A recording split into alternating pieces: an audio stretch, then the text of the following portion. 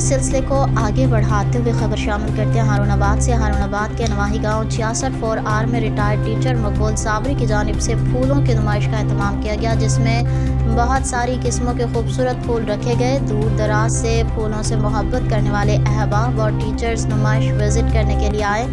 मज़ीद जानते हैं हमारे नुमाइंदे अब्दुल रशीद यूसुफी से। जी यूसुफी, बताइएगा।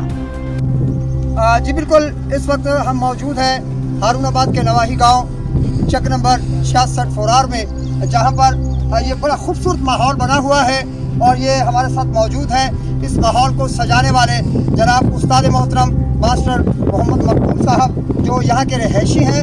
और ये खूबसूरत फूल जो है इन्होंने अपने ही रकबे में जो है वो यहाँ पे पैदावार किए हुए हैं और ये सालाना यहाँ पे फूलों की नुमाइश करते हैं और दूर दराज से लोग जो है वो फूलों की नुमाइश देखने के लिए यहाँ पे तशरीफ़ लाते हैं। हमारे साथ मौजूद हैं। हाँ, आइए हम इनसे पूछते हैं कि ये कैसे इतने सारे फूल जो हैं वो यहाँ पे एक साथ इकट्ठे करते हैं। जी सर। जी अस्सलाम वालेकुम जी सर, अरसा दराज तो मैं ना फूलों की नुमाइश करदा। पहले मैं स्कूल करता सी, अपने टीचर 68-4R हाई स्कूल उत्थे करते सी। उस तो बाद फिर मैं अपने रकबे दे शौक किया। पिछले साल सैमीनार किया, थोड़ा किया।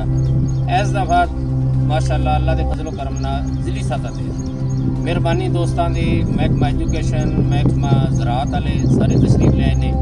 ये सर है सुरख अलसी जी। ਇਹਦਾ ਵੀ 12 ਸਾਲ ਤੋਂ ਬਾਅਦ ਮੈਨੂੰ ਮਿਲਿਆ ਮਿਆਂ ਚੰਨੂ। ਅੱਗੇ ਹੈ ਮਸਵਰੀ ਜਿਹੜੀ ਹੈਗੀ ਆ, ਇਹ ਜਨਾਬ ਜੀ ਤਕਰੀਬਨ 10:30 ਵਜੇ ਖਿਲਦੀ ਆ जी जी। ਔਰ ਉਸ ਤੋਂ ਬਾਅਦ 4 ਵਜੇ ਬੰਦ ਹੋ ਜਾਂਦੀ। ठीक है। ਉਸ ਤੋਂ ਅਗਲੀ ਸਾਈਡ ਤੇ ਹੈਗਾ ਫਲਾਕਸ। जी ਇਹ ਸਦਾਬਹਾਰ ਪੌਦਾ ਹੈਗਾ, ਤਕਰੀਬਨ ਇਹਨੇ ਜਾਣਾ ਮਈ ਦੇ ਆਖਰ ਤੱਕ। ठीक है। ਉਸ ਤੋਂ ਅਗਲੀ ਸਾਈਡ ਤੇ ਪੀਲੀ ਕਹਿੰਦੀ ਆ, ਇਹਦਾ ਵੀ ਅਮਰੀਕਾ ਚ ਹੋਇਆ। ਹਾਜੀ ਸਹੀ ਸਾਹਿਬ ਰਿਟਾਇਰਡ ਟੀਚਰ 68-4R ਵਾਲੇ ਜੀ, ਉਹਨਾਂ ਨੇ ਮੈਨੂੰ ਲਿਆ ਦਿੱਤਾ ਔਰ ਹੁਣ ਉਹ ਆਏ ਨੇ ਤਕਰੀਬਨ 8 ਵੈਰਾਈਟੀ ਦੇ ਵੀ ਉਹਨਾਂ ਨੇ ਮੈਨੂੰ ਅਮਰੀਕਾ ਚੋਂ ਲਿਆ ਦਿੱਤੇ। जी जी। ਉਸ ਦੇ ਅੱਗੇ ਫੁੱਲ ਚੜੀ जी। ਫੁੱਲ ਚੜੀ ਜਿਹੜੀ ਹੈ ਸਭ ਤੋਂ ਪਹਿਲੇ ਫੁੱਲੇ ਦਾ ਨਿਕਲਦਾ ਔਰ ਦੇਰ ਪਾ ਰਹਿੰਦਾ, ਉਹਦਾ ਡੈਮੇਜ ਹੋ ਗਿਆ। ਉਸ ਤੋਂ ਅਗਲੇ ਪਾਸੇ ਹੈਗਾ ਡੈਲੀਆ ਆ। ਇਸ ਤੋਂ ਅਗਲੇ ਪਾਸੇ ਗੈਂਡਾ जी। ਗੈਂਡੇ ਦੇ ਅਗਲੇ ਪਾਸੇ ਹੈਗੀ ਗੁਲ ਅਸ਼ਰਫੀ ਤੇ ਕਾਸਮਾਸ। ਇਹ ਸਭ ਤੋਂ ਪਹਿਲੇ ਫੁੱਲ ਕੱਢਦੇ, ਸਾਰੀਆਂ ਵੈਰਾਈਟੀਆਂ ਤੋਂ ਪਹਿਲੇ ਫੁੱਲ ਕੱਢਦੇ ਆ। ਉਸ ਤੋਂ ਬਾਅਦ ਜਾ ਕੇ ਐਂਡ ਹੁੰਦਾ। ਔਰ ਮੇਰਾ ਸ਼ੌਕ ਆ ਅੱਲਾ ਦੇ ਫਜ਼ਲੋ ਕਰਮ ਨਾਲ, ਮੈਂ ਆਪਣੇ ਘਰ ਦੇ ਵਿੱਚ ਪਟੋਨੀਆ ਪਿਆ ਪਿਛਲੀ ਸਾਈਡ ਤੇ, ਪਟੋਨੀਆ ਦੇ 300 ਗਮਲਾ ਮੈਂ ਘਰ ਤਿਆਰ ਕੀਤਾ, ਜਿੱਥੇ ਲੈ ਗਿਆ। ਔਰ ਇਹ ਵੈਰਾਈਟੀਆਂ ਜਿਹੜੀਆਂ ਹੈਗੀਆਂ ਸ਼ਾਇਦ ਕਿਤੇ ਹੀ ਮਿਲਣ, ਨਹੀਂ ਤਾਂ ਮੇਰੇ ਕੋਲ ਮੌਜੂਦ ਆ। ਕੋਈ ਵੀ ਦੋਸਤ ਜਦੋਂ ਵੀ ਬੀ ਲੈਣਾ ਚਾਹੇ तो मैं इंशाल्लाह फ्री देवांगा। कोई दी सेल नहीं, कोई दी कीमत।